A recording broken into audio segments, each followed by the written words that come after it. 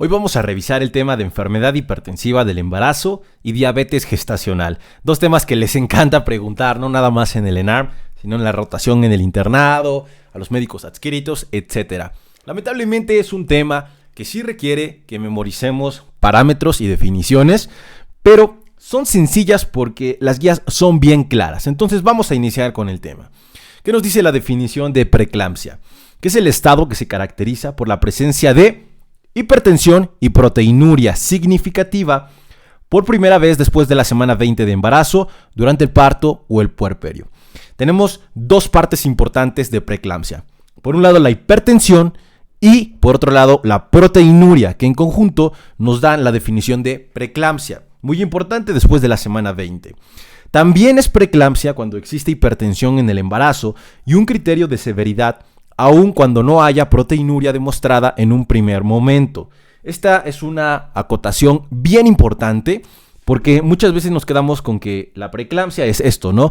Hipertensión y proteinuria, pero se nos olvida esta parte agregada en donde si está hipertensa la paciente y cumple con criterio de severidad, también es preeclampsia. Y tengo una anécdota bastante chistosa respecto a esto.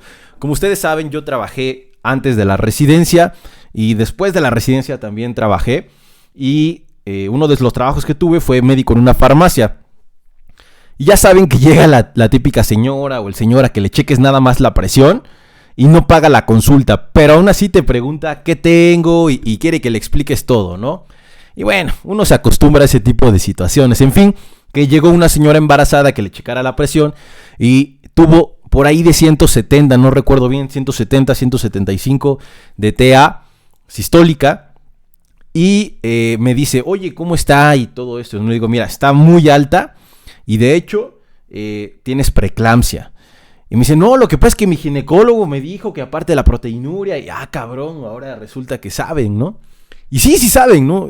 A final de cuentas el doctor le explica, pero si no le explican de manera adecuada, nos podemos saltar ciertos pasos.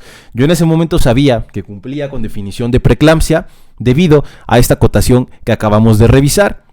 La indicación claramente era enviar a segundo nivel para una valoración extensa, pedirle un perfil y revisar que no haya ninguna situación ahí extraña. Espero que no se les olvide esta parte para que no se nos vaya a pasar por alto en la consulta o en el examen. Epidemiología y etiología. Es la complicación más común en el embarazo.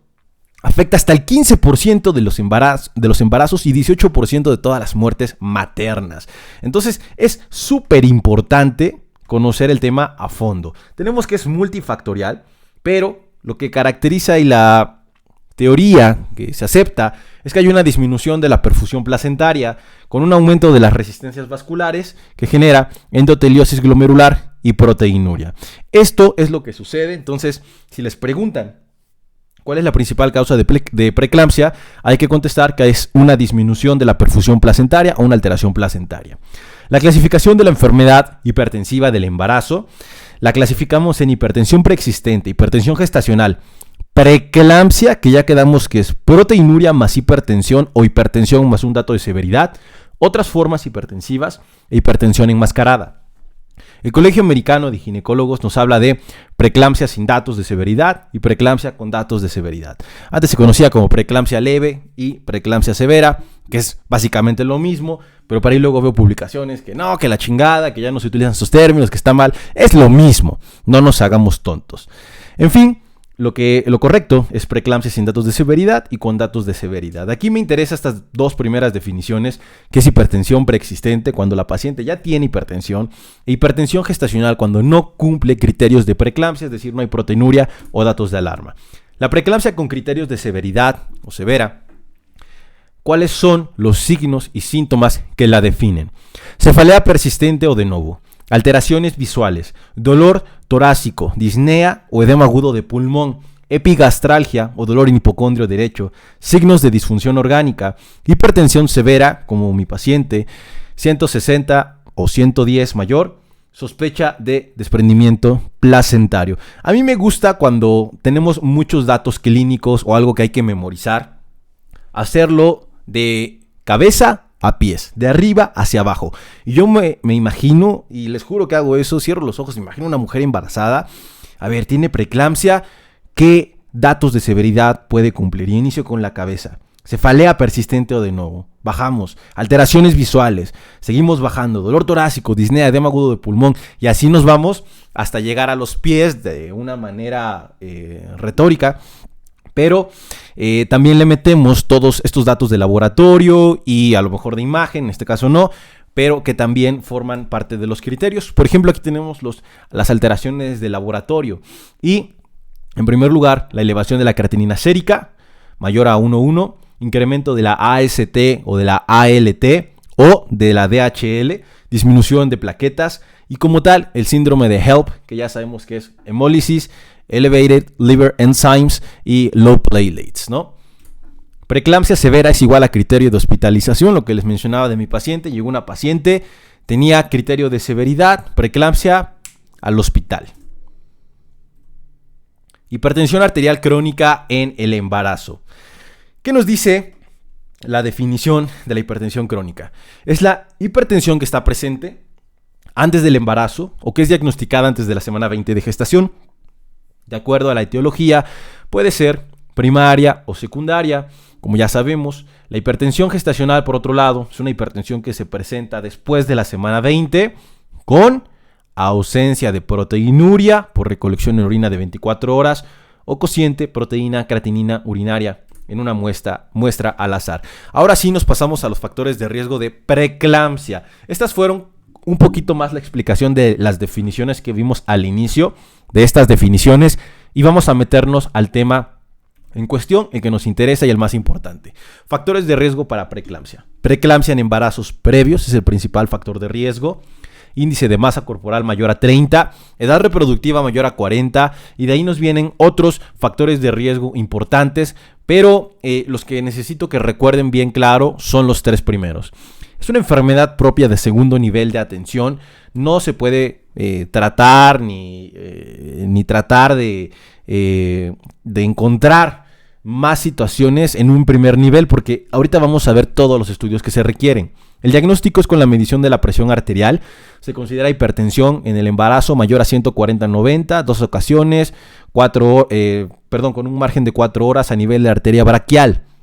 Aquí, en la última guía de práctica clínica, nos marca 140/90, a pesar de que, como ya sabemos, las guías de hipertensión se han modificado. En este caso se mantiene. Y ya lo vamos a ver en su tema, cuando veamos hipertensión, la diferencia entre las guías mexicanas y las guías internacionales, para que no nos quede duda. Al realizar la toma de presión, ya saben, considerar el brazo con la medición más alta. Se recomienda que sea en casa, en la mañana y la noche, todos los días. El diagnóstico de proteinuria, ¿cómo se llega? Cuando cumple cualquiera de los siguientes criterios. Más de 300 miligramos en una recolección de orina de 24 horas. Ese es el estándar de oro. Sin embargo, también es proteinuria, presencia de una cruz que corresponde a 30 miligramos sobre decilitro en tira reactiva en una muestra tomada al azar, cociente proteínas creatinina urinaria mayor a 0.26. Ojo, una tira reactiva no descarta proteinuria y requiere confirmación por método cuantitativo, es decir, por una recolección de orina de 24 horas. Ese es el gold standard, aunque con una cruz tenemos para hacer el diagnóstico. Diagnóstico, una vez que tenemos a nuestra paciente ya con la definición de preeclampsia, ¿qué pruebas complementarias vamos a solicitar? A todas. Una biometría hemática completa en donde vamos a valorar principalmente plaquetas, pruebas de funcionamiento hepático que incluyan enzimas, tiempos, bilirrubina, DHL, fibrinógeno, medición de la función renal, creatinina sérica, sabemos que esto viene en una química sanguínea, monitoreo cardiográfico fetal con un registro cardiotocográfico sin estrés. Ya vimos ese tema, si no me equivoco, o lo veremos, no se preocupen, pero el video ya está. Y por último, ultrasonografía. Es importante porque forma parte de los criterios de severidad. Vamos a revisarlos nuevamente. Quedamos que es creatinina mayor a 1, AST o ALT mayor a 70, DHL mayor a 600, low platelets. Entonces, es necesario contar con estos estudios como mínimo para establecer un diagnóstico de severidad. Por eso es que se lo solicitamos a toda mujer embarazada con diagnóstico y por eso es que no se puede realizar en primer nivel toda esta batería diagnóstica. El tratamiento. En pacientes con preeclampsia sin comorbilidad, la terapia antihipertensiva Se da para tratar de mantener estas cifras. Una diastólica entre 80 y 105 y una sistólica entre 130 a 155, a pesar de que pues son presiones altas.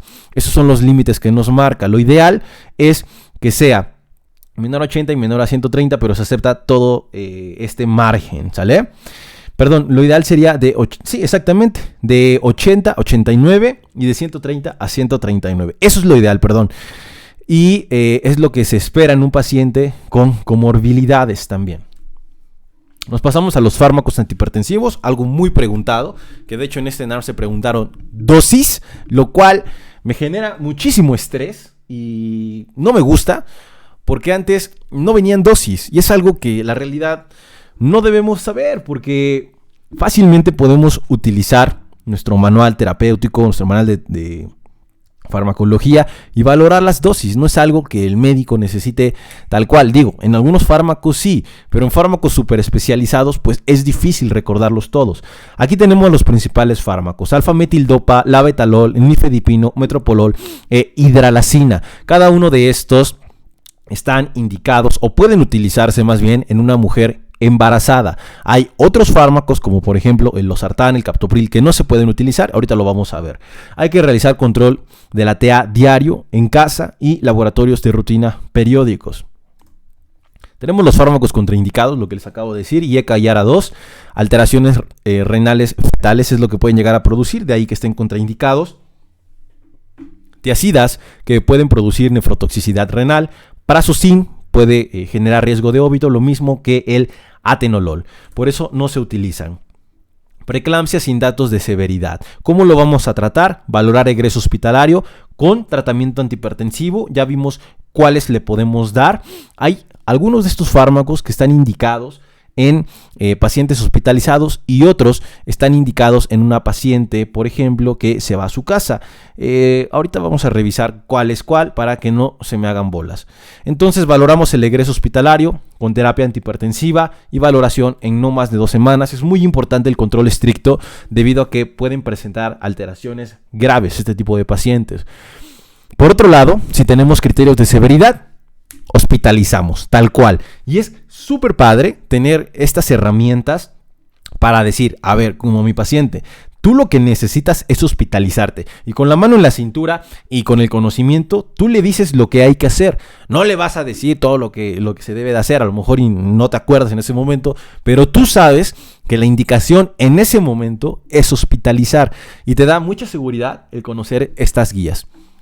Entonces, terapia antihipertensiva, ya una vez hospitalizada, prevención de la eclampsia, muy importante, toda mujer hospitalizada o preeclampsia, más bien toda mujer con preeclampsia con datos de severidad, hay que dar tratamiento para prevención de la eclampsia y eso es con sulfato de magnesio. Antes de la semana 34 vamos a dar inductores de la madurez pulmonar y después de la semana 34 hay que resolver el embarazo porque recordemos que el único tratamiento definitivo de la preeclampsia es la resolución del embarazo. Y esa mamada se las pueden preguntar, ¿hasta cuándo se va a resolver la preeclampsia? Hasta que se termine el embarazo. Y eso puede continuar. Terminar embarazo en pacientes no estables, debido a que es el tratamiento, digamos, definitivo. Eclampsia, convulsiones en el embarazo o en el puerperio. Tal cual, esa es la definición. Convulsiones. El sulfato de magnesio está recomendado para la prevención de la misma. Si está contraindicado, no hay disponibilidad o no tenemos respuesta, podemos utilizar fenitoína. Y muy importante para valorar la intoxicación de sulfato de magnesio, hay que valorar el reflejo rotuliano. Si está abolido, nos habla de una intoxicación por sulfato de magnesio y el antídoto es con gluconato de calcio. También de esos datitos que se pueden preguntar. Fármacos antihipertensivos intravenosos en crisis hipertensiva. Estos son los fármacos indicados en una paciente hospitalizada. El labetalol es el de primera línea, seguido de nifedipino y también de segunda línea la hidralazina. Pero de primera línea son los dos que tenemos al inicio y de segunda línea el último, ¿sale? Entonces, estos son los medicamentos intravenosos que se utilizan en una paciente con crisis hipertensiva en la preeclampsia severa.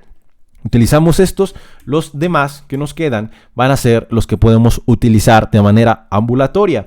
Normalmente se utiliza desde metoprolol hasta alfa-metildopa, y esos son los que normalmente yo he visto que den. Les estaría mintiendo si les digo cuál es el que más se da, pero eso es lo que normalmente se utiliza. Protocolo de Mississippi para el manejo de síndrome de HELP.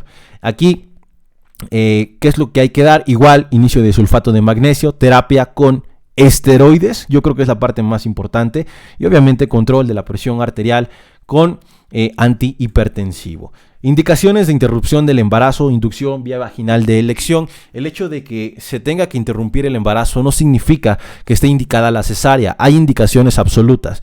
Y no es lo mismo indicación de interrupción del embarazo que indicación de cesárea. ¿Cuáles son estas indicaciones para inducir el parto?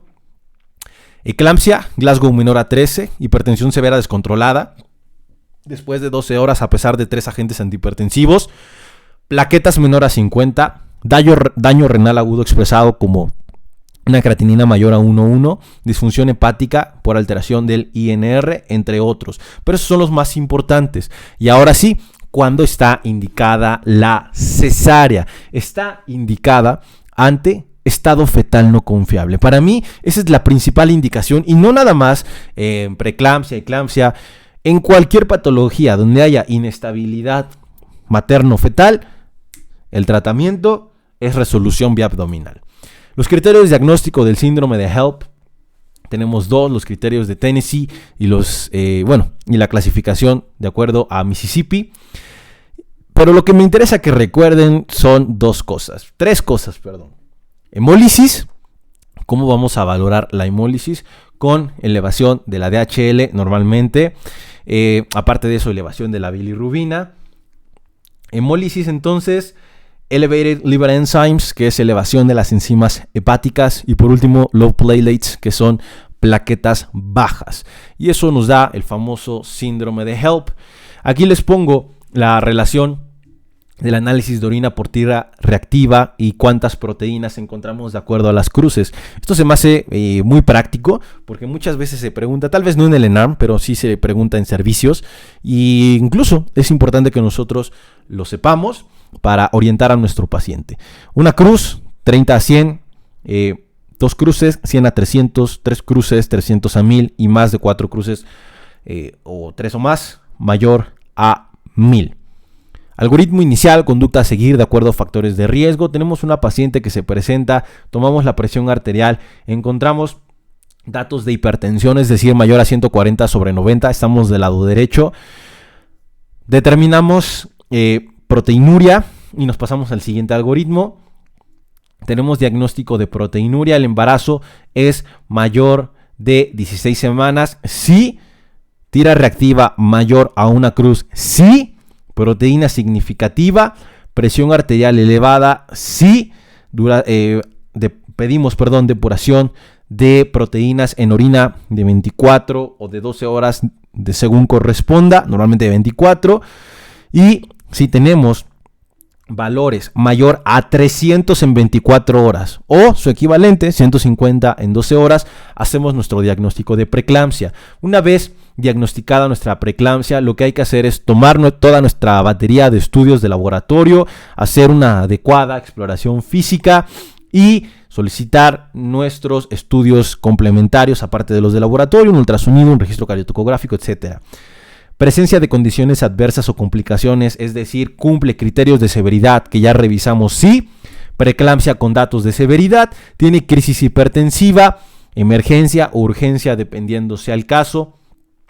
Y si no, hacemos diagnóstico de preeclampsia sin datos de severidad, quedamos que lo damos de alta con tratamiento antihipertensivo vía oral, y cuando llegue el embarazo a la semana, cuando el embarazo sea mayor a la semana 38, valorar inducción de trabajo de parto. Si no, hay que realizar estudios de laboratorio, continuar nuestro monitoreo y valorar la resolución del embarazo a partir de la semana 34. Por otro lado, si tenemos crisis hipertensiva, en este caso tipo urgencia, antes de la semana 34, inductores de la madurez pulmonar. Después de la semana 34 podemos valorar resolución del embarazo. Por último, tratamiento de la preeclampsia con datos de severidad. Ya quedamos que para la eclampsia vamos a dar principalmente sulfato de magnesio, obviamente tratar la hipertensión, y otro dato importante en el síndrome de HELP es la terapia con corticoesteroides. Aquí tenemos la preeclampsia posparto. Aquí lo importante es valorar, una vez que se haya resuelto el embarazo, si persiste o no persiste el dato de hipertensión. En caso de que no, podemos dar de alta, cita a las 2 semanas y enviar a su unidad de medicina familiar. En caso de que continúe, volvemos a hacer nuestro algoritmo diagnóstico que ya conocemos. Una vez que esté estabilizado, vamos a darla de alta, seguimiento a las 12 semanas, ir reduciendo el tratamiento antihipertensivo y continuar seguimiento. No hay mucho que decir de esta parte. Y eso es todo, doctores, respecto a hipertensión en el embarazo, preeclampsia, eclampsia. Creo que quedó bastante sencillo y yo creo que es un tema digerible. Vámonos a diabetes gestacional, otro tema que yo los pongo de la mano aunque no lo sean, pero creo que se pueden valorar de manera conjunta, ya que, no sé, como cuando yo pienso en preeclampsia, luego pienso bueno, obviamente en eclampsia y en diabetes gestacional. Entonces, vamos a darle. ¿Qué nos dice la definición? Que la diabetes gestacional es el diagnóstico de diabetes que se reconoce por primera vez durante el embarazo entre la semana 24 y semana 28 y que puede o no resolverse después de esto. Por otro lado, la diabetes pregestacional es diagnóstico de diabetes antes de la semana 24. Esto es muy sencillo de leer, pero si no tenemos bien claro esto, nos vamos a confundir muchísimo. Por ahí ya revisamos el tema de valoración pregestacional y nos damos cuenta de que se debe solicitar una glucosa en ayuno en la primera consulta ginecológica, en la primera consulta de control del embarazo. Ahora, ¿qué sucede si en esa primera consulta tengo valores mayores a 126 miligramos sobre decilitro? Es decir, me sale una glucosa de 180 en ayuno, ¿qué es? ¿Diabetes gestacional o diabetes pregestacional? De acuerdo a la definición, es diabetes pregestacional y eso lo convierte en una paciente de alto riesgo y por lo tanto vamos a hacer nuestro tamizaje entre la semana 24 y la semana 28 no con glucosa en ayuno, sino con curva de tolerancia a la glucosa.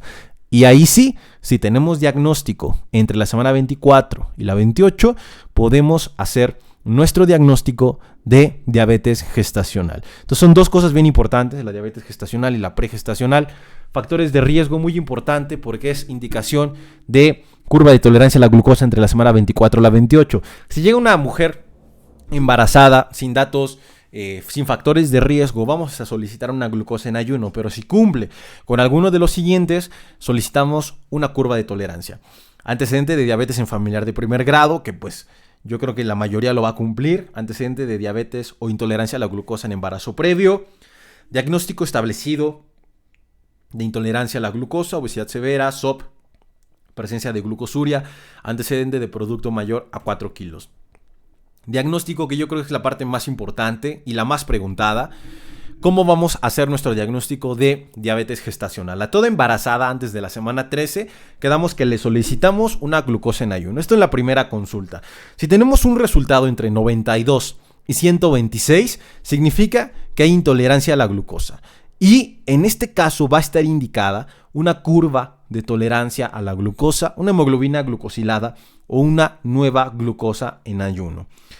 Si la glucosa inicial es mayor a 126 o alguno de los valores, ya sea curva de tolerancia a la glucosa, hemoglobina glucosilada, nueva glucosa en ayuno, está alterado, es diabetes pregestacional. ¿Qué quiere decir esto? Hacemos una prueba, saca 100 y de ahí le hacemos una segunda prueba y nos da valores de diabetes. Ahí hacemos un diagnóstico de diabetes pregestacional. Pero ¿qué sucede si en la primera prueba saca 100 y en la otra no cumple criterios todavía de diabetes? La dejamos así. Y ahora sí, en la segunda parte del tamizaje, o más bien en el tamizaje entre la semana 24 y la 28, que solicitemos curva de tolerancia a la glucosa. Si la glucosa ahí sí está alterada desde el inicio mayor a 126 o algún valor de la curva de tolerancia está alterado, hablamos de diabetes gestacional. Una embarazada con riesgo intermedio o alto hay que realizar tamiz o test de O'Sullivan, el test de O'Sullivan entre la semana 24 y la semana 28. Resumiendo y hablando en palabras más sencillas, si diagnosticamos diabetes antes de la semana 24 es diabetes pregestacional, específicamente en la primera consulta del embarazo, y si la diagnosticamos entre la 24 y la 28 estamos hablando de diabetes gestacional, pregestacional y gestacional. ¿Cómo se realiza entonces la curva de tolerancia a la glucosa? Tenemos el método de un paso y el método de 2 pasos, que es el famoso test de O'Sullivan o tamiz.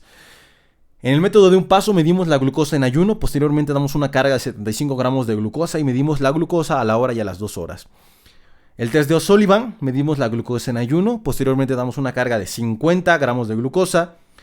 No requiere ayuno previo, medimos la glucemia una hora posterior y si está alterado mayor a 140, damos una nueva carga de 100 gramos de glucosa y medimos la glucemia a las 3 horas. Es una mamada, me costó mucho trabajo aprendérmelo, es más, creo que ni me lo aprendí, pero la curva de tolerancia a la glucosa es así, no se les puede olvidar.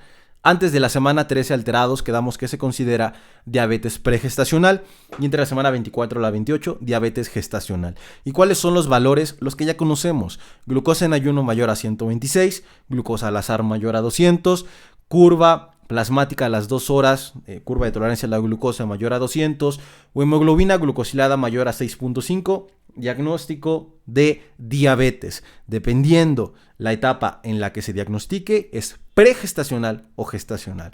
Mismos criterios diagnósticos que para diabetes mellitus tipo 2.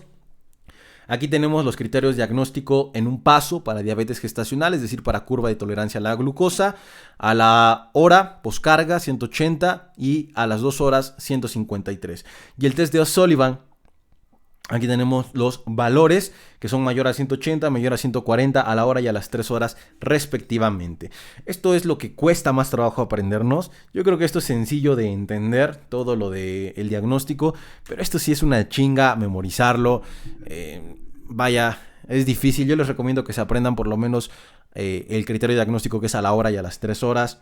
A las 2 horas también es importante, pero no se me martiricen si no lo recuerdan tal cual a la primera. Es cuestión de repaso. Metas terapéuticas. Esto sí hay que conocerlo muy bien. En diabetes gestacional, la glucosa en ayuno, ¿cuánto es lo que buscamos? Que sea menor a 95. A la hora postprandial, menor a 140. Y a las 2 horas, menor a 120.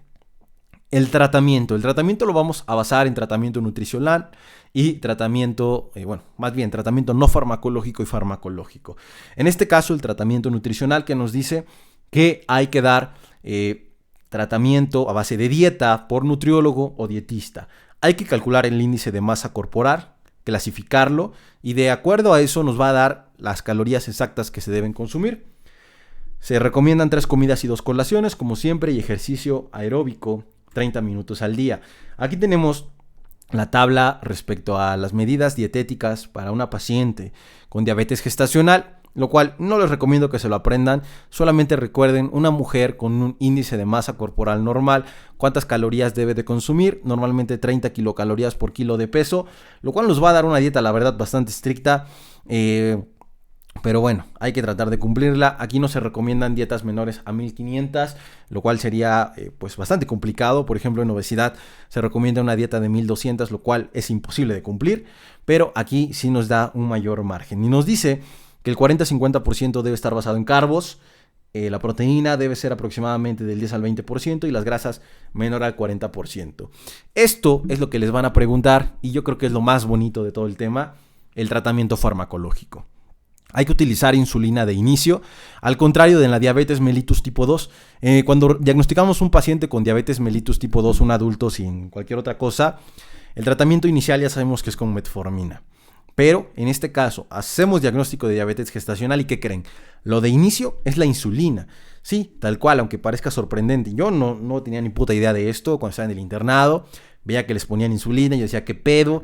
¿Por qué ya con insulina? Y bueno, la importancia del conocimiento, ¿no? ¿Cuándo lo vamos a iniciar? Cuando la dieta y el ejercicio no logran cifras metas, que es lo que normalmente sucede. Menos de 95 en ayuno, 120 a las 2 horas. Esas son las metas, ya las revisamos en la tablita. En un periodo de 2 semanas. Pacientes diabéticas que usan metformina, aquí sí se continúa con la metformina. Se utiliza otro hipoglucemiante, hay que cambiar a metformina. Y ojo, una situación bien importante, utilizar metformina solo en pacientes que rehúsen insulina y después de la semana 20 de gestación, ¿sale? Eso es súper importante porque es teratogénico. Insulina, se recomienda combinar insulina de acción rápida y de acción intermedia por su mejor efecto fisiológico. ¿Y cómo vamos a indicar la insulina? Esta tablita me ha salvado la vida en muchísimas ocasiones porque está bien desglosada. La mayor dosis de insulina se administra por la mañana, como ya lo sabemos, en todo paciente. La principal insulina va a ser la NPH por su duración de efecto, la insulina intermedia. La insulina rápida se añade para mejorar la fisiología, es decir, cómo funciona la insulina, que actúe mejor. Recordar que se dividen en tercios. ¿Cómo? 2/3 partes por la mañana de la dosis total y 1/3 parte por la tarde. 2/3 partes de la dosis de la mañana debe ser de insulina NPH y 1/3 parte de la dosis debe ser de insulina rápida. Por otro lado, la dosis de la tarde debe ser media dosis de NPH y media de rápida. Es la única que se divide en medios, todo lo demás va a tercios. Si se ajusta la insulina, se recomienda que se ajuste la insulina rápida, ¿sale? Aquí tenemos ya explicado, de acuerdo a la guía de práctica clínica, que es lo mismo. La dosis inicial, que es de 0.2 por kilo de peso, la dividimos, quedamos en tercios. La mayor dosis va a ser por la mañana, 2/3 partes en la mañana y 1/3 parte en la tarde. De esa dosis de la mañana, 2/3 partes va a ser NPH y 1/3 parte rápida. Y por último, la dosis de la tarde, que quedamos que va a ser de 1/3 de la dosis total, se va a dividir en medios. Mitad de NPH, mitad de insulina. Y si la ajustamos la rápida. Administrar 30 minutos antes de la comida y tenemos la duración de la insulina, cuando inicia la acción y su pico máximo. La insulina rápida inicia a los 30-60 minutos, la NPH 60-120 y dura 5 a 12 horas y 10 a 20 horas respectivamente. Criterios de hospitalización, muy importante porque algunas pacientes llegan descontroladas, ¿no? Y decimos, ¿qué hacemos, cabrón, con estas pacientes? Las hospitalizamos, les cambiamos la insulina. Hay indicaciones, no hay que rompernos la cabeza. Y nos dice que vamos a hospitalizar cuando la glucosa en ayuno es mayor a 140 y la postprandial a la hora mayor a 180. Cuando sospechamos desarrollo de complicaciones materno-fetales no obstétricas, hipoglucemia en ayuno, inestabilidad metabólica. Esos son los criterios para hospitalizar. Tenemos, por último, la resolución del embarazo. Importante el peso, si es mayor a 4 kilos, ofrecer cesárea electiva. Si es de 3,800 a 4 kilos, inducir trabajo de parto previa valoración de la pelvis materna. Y en caso de que sea menor a 3,800, dejamos que se desarrolle el parto hasta la semana 40-41, si es que no se ha producido. Manejo del puerperio, mujeres con glucosa controlada, suspender tratamiento, hipoglucemiante inmediatamente después del nacimiento, realizar curva de tolerancia a la glucosa para reclasificar a las 6 a las 12 semanas. El hecho de que hayan tenido diabetes gestacional no significa que se van a volver diabéticas, hay que tener un control y realizar curva de tolerancia a la glucosa cada 3 años si hay antecedentes. Por último, tenemos nuestro algoritmo diagnóstico, que es todo lo que acabamos de revisar. Primera visita antes de la semana 13. Solicitamos nuestra glucosa en ayuno o glucosa casual y ¿qué creen? Tenemos un valor en diabetes que es, por ejemplo, del lado izquierdo mayor a 200, diabetes mellitus tipo 2, es decir, diabetes pregestacional. Glucosa en ayuno mayor a 126, aquí tenemos, ¿qué creen? Diabetes mellitus tipo 2. Bueno, eso es lo que me interesa que recuerden. ¿Cuándo vamos a diagnosticar diabetes mellitus gestacional? Quedamos que, aquí está, que esto es solamente cuando tenemos aquí del lado derecho valores menores a 92, dependiendo del riesgo, vamos a solicitar curva de tolerancia a la glucosa o glucosa en ayuno. ¿Pero cuándo? En la semana 24 a la semana 28. Y si alguno de estos valores está alterado, entonces hacemos diagnóstico de diabetes mellitus gestacional. Entonces, para que vean que no es mentira lo que les acabo de decir. Y por último, bueno, esto ya lo revisamos, no hay más que decir. Un tema bien bonito. Yo digo que es un tema fácil, pero de mucha memoria. Entonces no se me desesperen si a la primera no se acuerdan de todo, pero sí me interesa que analicemos el tema y que nos quede libre de dudas respecto a qué es lo que tenemos que hacer. Ya todos los demás de dosis y de fechas y de valores se va a ir aprendiendo poco a poco. Gracias, colegas, y continuamos con los temas.